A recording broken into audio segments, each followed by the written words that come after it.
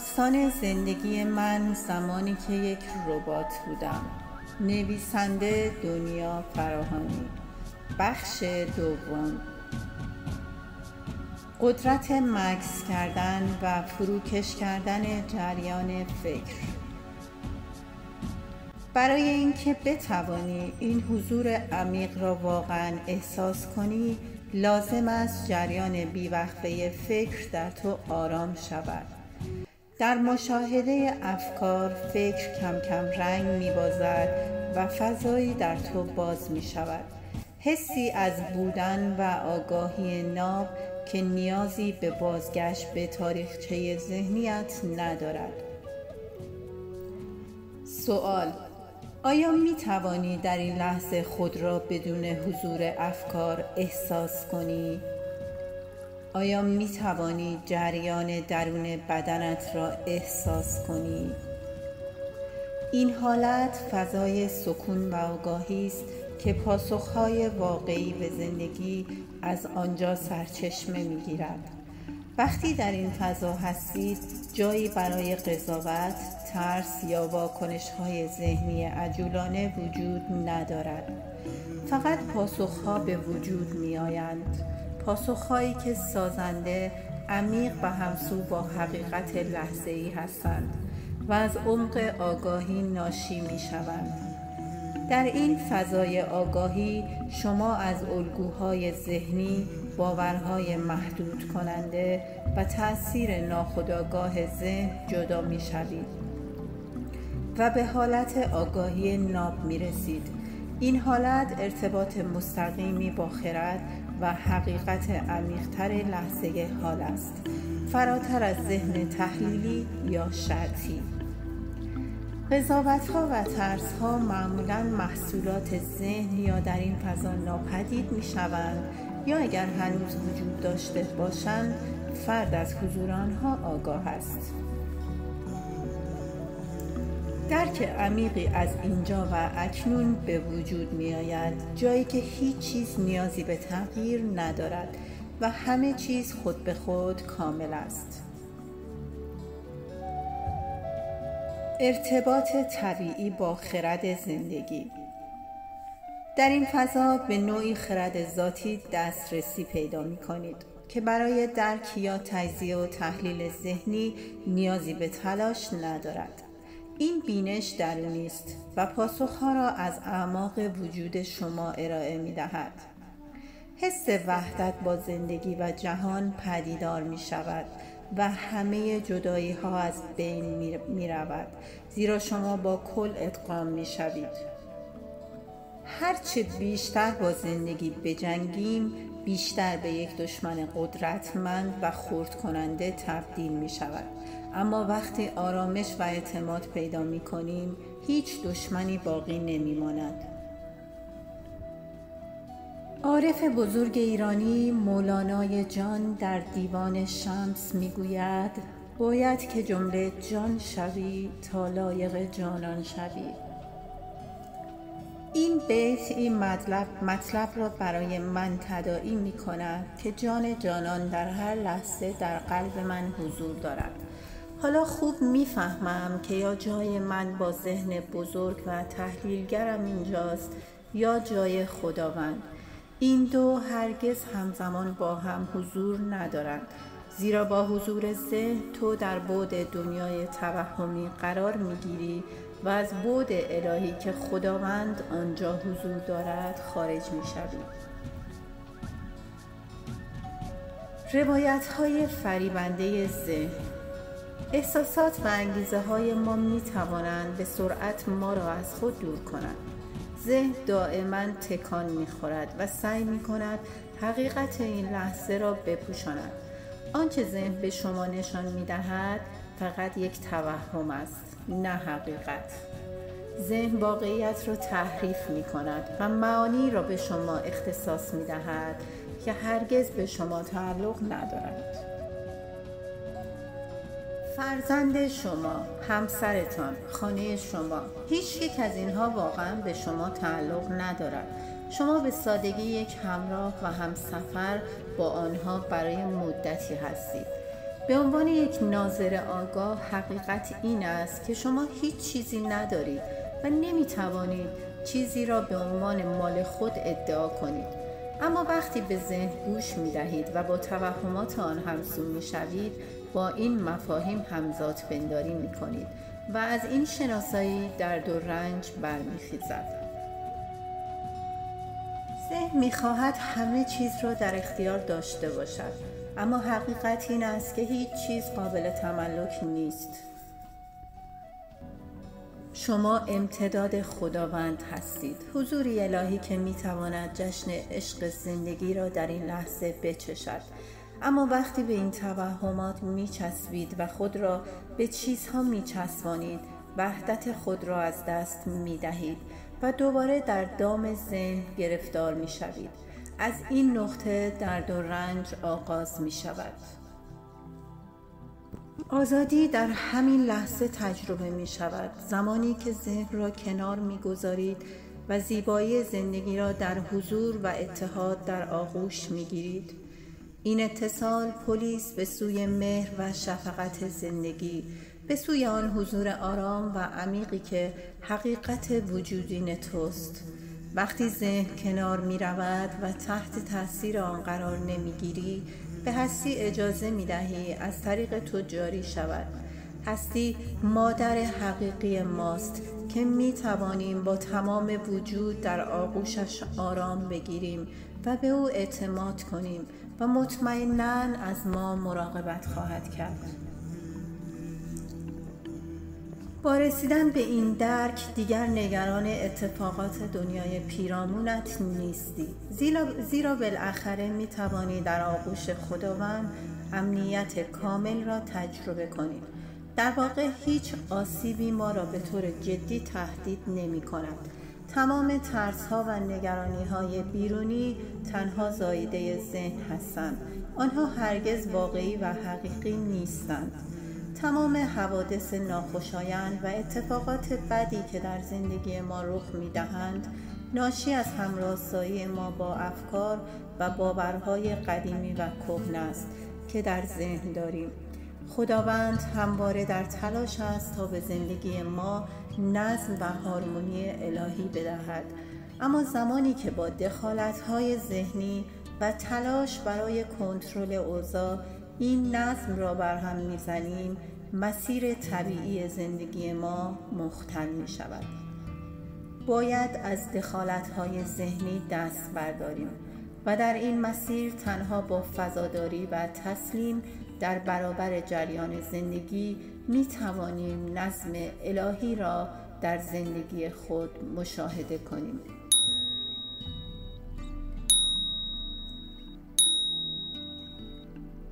رها کردن دخالت ذهنی.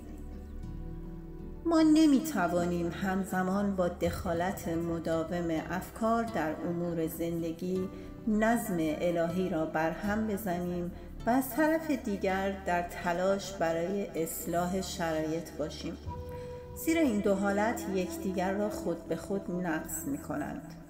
باید به طور کامل به جریان الهی تسلیم شویم و در زندگی مانند نوری درخشنده و ثابت باقی بمانیم. اگر در برابر این جریان مقاومت کنیم و روایت‌های ذهنمان را دوباره جدی بگیریم، در دامی از همانیدگی‌های ذهنی گرفتار خواهیم شد و از تجربه حقیقت زندگی باز خواهیم ماند. خالی شدن و بودن در لحظه حال. به جای تلاش برای کنترل اوضاع، کافی است خالی و آرام باقی بمانید. تنها یک حضور آگاه و گوش به زنگ باشید. هر لحظه را تمام و کمال همراهی کنید، بدون اینکه ذهن را به دخالت و هدایت مجدد جریان دعوت کنید. به ذهن و محاسباتش اعتماد نکنید، زیرا آنها واقعی نیستند. ناامیدی یا امیدواری مفرط به رخدادها تو را از حقیقت جدا می کند.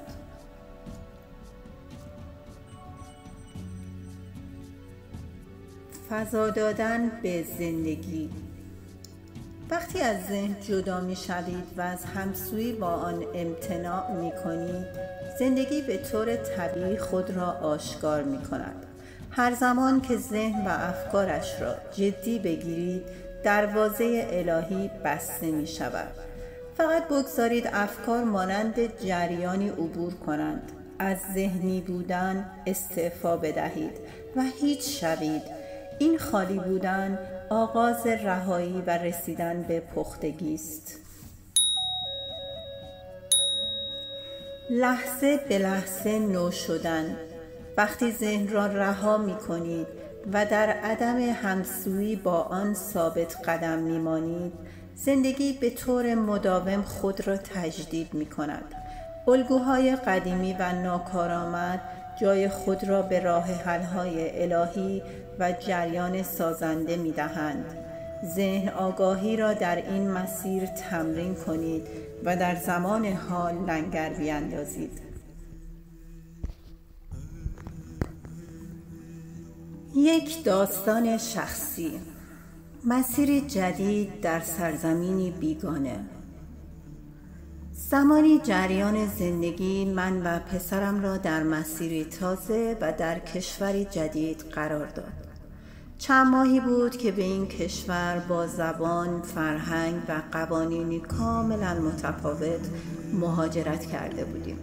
همه چیز تازه و ناشناخته بود و ذهن اوضاع را به شکلی سخت و طاقت فرسا ترسیم می کرد. اما من دیگر روند کاری ذهن را به خوبی می شناختم و می دانستم در نظم الهی همه چیز دقیقاً سر جای درستش قرار دارد و هیچ اتفاقی بی‌دلیل نیست. و اما ادامه ماجرا. در خانه کوچکی ساکن شدیم. صاحب خانه‌مان یک سرهنگ بازنشسته و بسیار سختگیر بود که قوانین خاص و پیچیده‌ای برای همه چیز داشت. او دقیقاً در واحد همجوار ما زندگی می‌کرد و به سختی همه چیز را زیر نظر داشت و بر حسب عادت همه چیز را کنترل و پیچیده می‌کرد. یکی از قوانین سختگیرانه او این بود که اجازه نداشتیم بعد از ساعت 10 شب دوش بگیریم. شبی پسرم رأس ساعت 10 به خانه رسید. او از تمرین والیبال بازگشته بود و لازم بود حتما دوش بگیرد. هنوز چند دقیقه از رفتن او به حمام نگذشته بود که در خانه را با شدت کوبیدند. صاحب خانه شاکی و عصبانی جلوی در ایستاده بود و با خشم فریاد می‌زد که چرا قوانین را زیر پا گذاشته‌ایم و دائما بر روی ساعتش می‌کوبید. با آرامش برایش توضیح دادم که پسرم به تازگی از تمرین بازگشته و نیاز به دوش گرفتن دارد، اما او از گوش دادن امتناع و بر دیدگاه خودش پافشاری می‌کرد و با عصبانیت تمام آنجا را ترک کرد، انگار اصلاً هیچ کدام از حرفهای مرا نشنید. به قدری از افکار و خواسته ها و قوانین ذهنیش پر بود که هیچ فضای خالی در ذهنش وجود نداشت که بخواهد بشنود یا ببیند یا شرایط را تمیز و تشخیص دهد. همه چیز در چارچوب خاصی در او از پیش مشخص و تعیین شده بودند. انتخاب حضور به جای واکنشی بودن. در آن لحظه اگر با افکارم همسو می شدم، قطعاً احساس ناامیدی و نگرانی می کردم و می پرسیدم چرا این اتفاق برای ما می افتد؟ چرا باید با چنین فرد سختگیری در یک سرزمین بیگانه برخورد کنیم؟ اما یاد گرفته بودم که موقعیت‌ها را بدون قضاوت بپذیرم و فهمیده بودم که ذهن من نمیتواند حقیقت یا عمق رویدادهای زندگی را درک کند و تصاویری که تداعی میکرد فقط توهم بودند. بنابراین من در نقش شاهدی بر روایتهای ذهنم باقی ماندم و از واکنش خودداری کردم. وقتی پسرم از این وضعیت مطلع شد، عمیقاً ناراحت شد و گفت من او را میشناسم، فردا اتفاق بدی خواهد افتاد. به او گفتم عزیزم نگران نباش و دچار قضاوت‌های ذهنیت نشو و اجازه نده تو را پریشان کنند. قطعاً هر اتفاقی که بیفتد خیر و صلاح ما در آن نهفته است. فردای آن روز مرد صاحب خانه دوباره با عصبانیت و صبح بسیار زود در خانه ما حاضر شد. انگار به سختی تا صبح صبر کرده بود. این بار با برگه‌ای که از من خواست آن را امضا کنم و بر طبق آن باید ظرف 3 ماه خانه را تخلیه می کردیم. من و پسرم هر دو مات و مبهوت شدیم. من به وضوح می توانستم استرس و نگرانی را در چشمانش ببینم. به نظر می رسید پیشبینی‌های شب گذشته او به حقیقت پیوسته است و ذهنم به سرعت پرید و گفت آه، این وضعیت وحشتناک است. مکسی کردم و با آرامش به صاحب خانه گفتم لطفاً یک روز به من فرصت دهید تا این سند را با کمک یکی از دوستانم مرور کنم، زیرا من هنوز به زبان آلمانی مسلط نیستم و برای درک آن نیاز به زمان بیشتری دارم. ولی او همچنان اصرار داشت که همان لحظه باید امضا شود. اینجا جای مکس وجود دارد. اگر من با افکار ناامید کننده و ترس‌های ناشی از آن یکی می شدم، به شدت می ترسیدم و با استرسی که وجودم را فرا گرفته بود بی‌وقفه واکنش نشان می دادم و اسیر و نگران و درمانده می شدم. سریعا کاغذ را امضا می کردم و یا اینکه شروع به التماس و خواهش از مرد صاحب خانه می شدم و با تقلا می گفتم لطفاً این کار را نکن و هزار بحث و گفتگوی ذهنی دیگر بین ما اتفاق می افتاد. و این پاسخ ذهنی من قطعاً باعث سوء استفاده بیشتر او از این اوضاع و شرایط می شد و ما را در مسیر ناراحتی و استرس و درد و رنج دوباره روانه می کرد. اما من یک قدم از افکارم و شرایط ظاهری این لحظه عقب نشینی کردم و با حفظ آرامش و خونسردی به او پاسخ دادم. این پاسخ یک پاسخ ذهنی نبود و ترس نتوانست کنترل آن اوضاع را به دست بگیرد و ما را به مسیر اشتباهی ببرد. من دیگر آن ربات ترسوی برنامه ریزی شده قبلی نبودم و کنترل زندگی من توسط افکارم در من بی‌معنا بود. اعتماد به جریان زندگی. در هر صورت با کمک یکی از دوستانم نامه را امضا و فردای آن روز به او تحویل دادم. دقیقاً 3 ماه فرصت داشتیم تا آپارتمان جدیدی پیدا کنیم. تمام وجودم تحت تاثیر افکار منفی و مایوس کننده بود، اما من دیگر فکر را به خوبی می شناختم و به پچ‌پچ‌هایش اهمیتی نمی‌دادم. انگار شخص یا هویتی جدا از من بود که گاه و بیگاه برای خودش جولان می‌داد و من با همه وجودم به جریان هستی اعتماد داشتم. شروع به جستجوی خانه کردیم، خانه‌های متفاوت و اما هر کدام به دلیلی نامناسب بودند و وضعیت تیره و تار به نظر می رسید. ذهنم مدام می گفت عجله کن، زمان در حال تمام شدن است. با توجه به اینکه در این کشور تازه وارد هستی، هیچ کس به تو خانه اجاره نخواهد داد. شما در نهایت بی خانمان خواهید شد. از طرفی نگرانی های پسرم هم وجود داشت و کلاً ناامید شده بود، اما صدایی در من می گفت آرام باش و فقط به زندگی و جریان آن اعتماد کن. خانه مناسب شما به موقع آماده و مهیاست. نترس و صبور باش. خانمی که در آن زمان نقش مشاور و راهنمای ما را داشت، دائما مرا تحت فشار قرار میداد که اگر نتوانیم به موقع قرارداد جدید ببندیم، باید برای مدتی به مکانی که اصلاً هم خوشایند و مناسب نیست نقل مکان کنیم و او میگفت که نمیتوانیم وسایلمان را به آنجا ببریم و معلوم نبود چه اتفاقی برای آنها میافتد. ظاهراً که ذهن درست میگفت و اصلاً اوضاع خوب به نظر نمی آمد. و البته که این کار همیشگی افکار است که همیشه یأس و ناامیدی به بار می آورد. به خوبی می دانستم که هیچ یک از اینها واقعیت ندارد، چرا که بارها و بارها دیده بودم که نتیجه اعتماد کامل به جریان هستی همان گونه که هست همیشه درست و معجزه آسا عمل می کند. پس دیگر هرگز گول افکارم را نمی خوردم.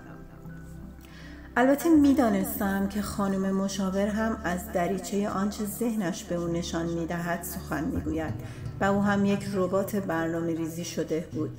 می دانستم که باید به حضور رباتیک افراد دیگر هوشیار باشم و تحت تاثیر آنها دوباره با ذهن یکی نشوم. یک چرخش غیرمنتظره. حدود 1 ماه دیگر زمان داشتیم. خانه ای را بازدید کردیم که از هر جهت برای ما مناسب بود، اما صاحب خانه با مبلغ درخواستی و بودجه ما موافقت نکرد. تقریباً 10 روز از فرصت ما برای تخلیه آپارتمان قدیمی باقی مانده بود. در نهایت شوک و تعجب ایمیلی از صاحب خانه مورد علاقه مان که به دلیل عدم توافق قیمت به نتیجه نرسیده بودیم دریافت کردم. متن ایمیل: دنیای عزیز، اگر هنوز علاقه‌مند به اجاره این آپارتمان با قیمت پیشنهادی خود هستید، می توانیم بلافاصله جلسه ای را ترتیب و قرارداد را امضا کنیم. لطفاً به من اطلاع دهید. با احترام، مارتین. در آن لحظه یک بار دیگر قدرت عمیق اعتماد به جریان زندگی را درک کردم. علی‌رغم دلسردی شدید، افکار و شرایط بیرونی، زندگی بار دیگر جادوی الهی خود را به کار گرفت و دقیقاً آنچه را که ما در زمان مناسب نیاز داشتیم فراهم کرد.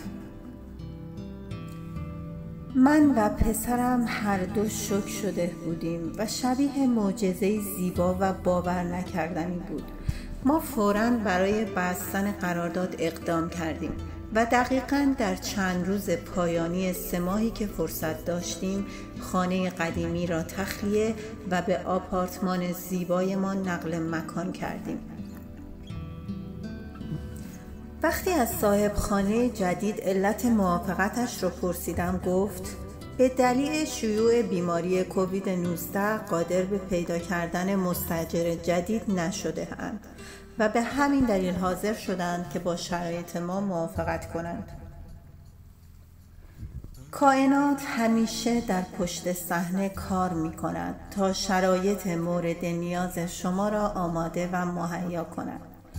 آپارتمان جدید ما با چشمانداز خیره کننده از طبیعت و کوه‌ها بهترین انتخاب ممکن برای ما بود. وقتی به آنجا نقل مکان کردیم متوجه شدم که تمام شرایط منتهی به این لحظه اگرچه در ابتدا دشوار و به ظاهر ناعادلانه بود، اما بخشی از برنامه زندگی بود که در جهت خیر و صلاح ما طراحی شده بود که من فقط آن را نتیجه اعتماد کامل به جریان هستی و هدیه‌ای از طرف قادر مطلق می دانستم که خودش آن را به زیبایی و در زمان درست و با روش خودش برایمان آماده و مهیا کرده بود. زنجیره‌ای از عشق. با نگاهی به گذشته، حتی اقدامات صاحبخانه قبلی ما با خشم و رفتار بظاهر غیر دوستانه و خشن او بخشی از این زنجیره عشق الهی بود. آنچه به نظر می رسید مشکلاتی باشد در حقیقت پله‌هایی به سوی مسیری بهتر و رضایت بخشتر بود. رویدادهای زندگی عمیقاً به هم مرتبط هستند و ذهن هرگز نمی‌تواند عملکرد پیچیده آنها را به طور کامل درک کند و تصویر درستی از آنچه اتفاق می‌افتد ندارد.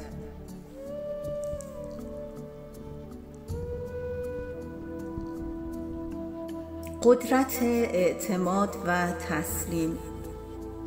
فقط زمانی که بتوانی تمام شهامتت را جمع کنی و در عدم تأثیرپذیری از ذهن و اعتماد کامل به جریان زندگی قرار بگیری و خود را به آغوش خداوند بسپاری، شروع به تجربه حقیقت خواهی کرد.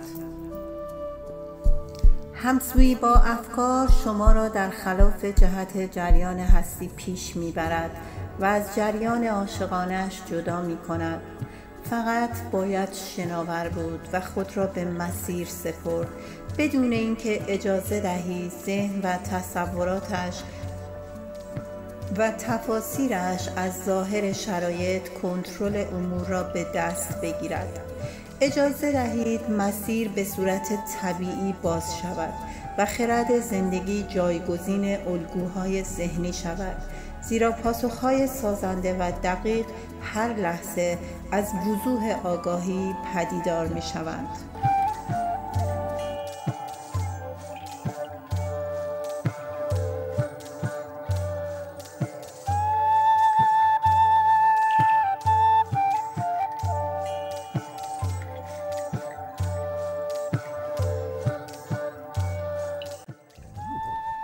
با تمام وجودم اشک شوق ریختم از اینکه گاهن به حضور قابل اعتماد مادرم هستی شک می کردم. به شکلی شرمنده بودم و من گاهی چه عاجزانه با یکی شدن با ذهنم او را فراموش می کردم. یک لحظه خوشحالی پسرم برایم کافی بود وقتی نقش رضایت و آسودگی خیال را در وجودش احساس می کردم. وقتی کلیدهای آپارتمان قدیمی را تحویل دادم، صمیمانه از صاحبخانه قبلی تشکر کردم. او با تعجب به من نگاه می‌کرد و نمی‌توانست قدردانی من را درک کند. او نمی‌دانست که چگونه حتی با وجود تمام سختگیری‌هایش نقشی حیاتی در یک طرح الهی ایفا کرده است، طرحی که فراتر از درک بشری است. نظم الهی در زندگی. وقتی به معشوق اعتماد می کنید و همه چیز را به او تسلیم می کنید، حتی شرایط به ظاهر نامطمئن و ناعادلانه کاملا در نظم الهی همسو می شوند. تنها چیزی که نیاز دارید صبر و ایمان است و به زندگی اجازه می دهد تا شما را گام به گام به سمت مسیر واقعی خود هدایت کند. همانطور که معشوق به زمان و روش خود خانه‌ای زیبا و مناسب برای ما آماده کرده بود، چیزی فراتر از توانایی ذهن برای حل کردن.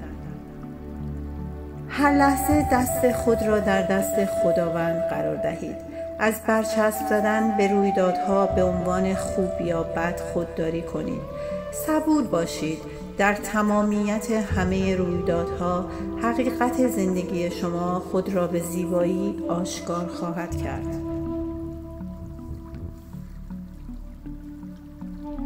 زندگی فراتر از ذهن. وقتی شجاعت شناسایی و فاصله گرفتن از افکار و ترس‌های ناشی از آنها را پرورش می‌دهید، واکنش تکانشی یا سرعتی را متوقف می‌کنید. به فضایی تبدیل می‌شوید که افکار از آن عبور می‌کنند، بدون اینکه اجازه دهید زخم‌هایی در زندگی شما باقی بگذارند و یا واکنش‌های ناخودآگاه ایجاد کنند. هرچه پیش می‌آید در بطن حقیقت زندگی دلیلی برای آن وجود دارد. آرام باش و خود را به جریان زندگی بسپار. قربانی شدن توسط تله ذهن.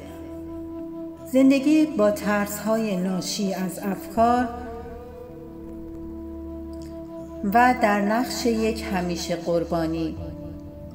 امروزه بسیاری از مردم در نقش یک قربانی گرفتار شده‌اند و توسط افکار خویش کنترل و هدایت می‌شوند. من هم زمانی در نقش یک زن قربانی به سختی گیر افتاده بودم. تا اینکه بالاخره از قفس ذهن و خرابکاری‌های دم به دم رهایی یافتم و از دل این همه درد و رنج و تازیانه‌های پی در پی زندگی دوباره متولد شدم. حرکت با تفسیرهای ذهنی منجر به نتایج محدود و ناامید کننده و همسویی با جریان الهی امکانات بی‌نهایت را به ارمغان می‌آورد.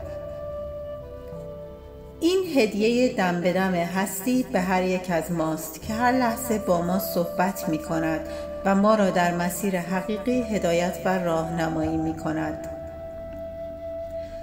افکار ما همواره در تلاش هستند تا توجه ما را جلب کنند. آنها به گونه‌ای طراحی شده‌اند که هر لحظه سعی دارند احساسات ما را جذب کنند، اما هنر حقیقی در این است که تمرکز خود را از ذهن برداریم و به انرژی درون بدنمان متمرکز شویم. این عمل که به نوعی تمرین آگاهی و حضور است می‌تواند تأثیر شگرفی در بهبود تمامی ابعاد زندگی ما داشته باشد.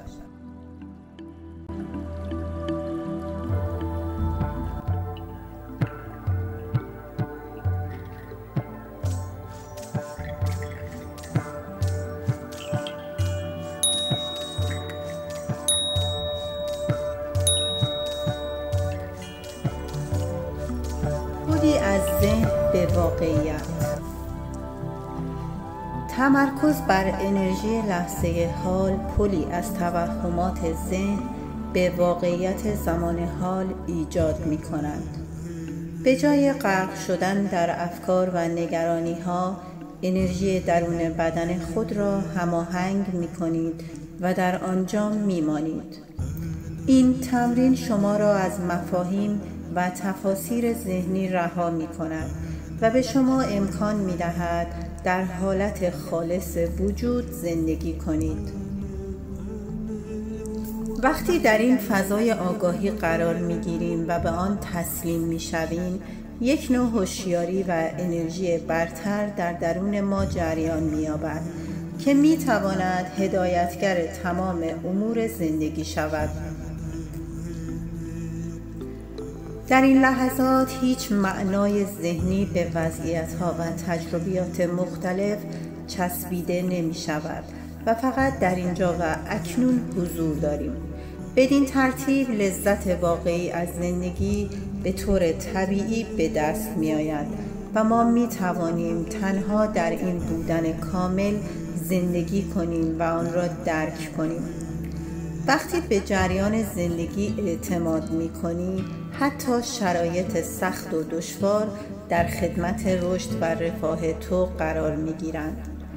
ذهن ما هرگز نمی تواند تصویر کامل زندگی را درک کند و ببیند، زیرا تنها در سطح ظاهری اتفاقات محدود گیر می کند. بنابراین به یاد داشته باشید، آرام بمانید، اعتماد کنید. هر اتفاقی که در زندگی شما می افتد کاملا در نظم الهی هماهنگ است. بازتاب.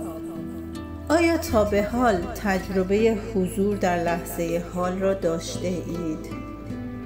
چه چیزی شما را از بازگشت به سکون درونی باز می دارد؟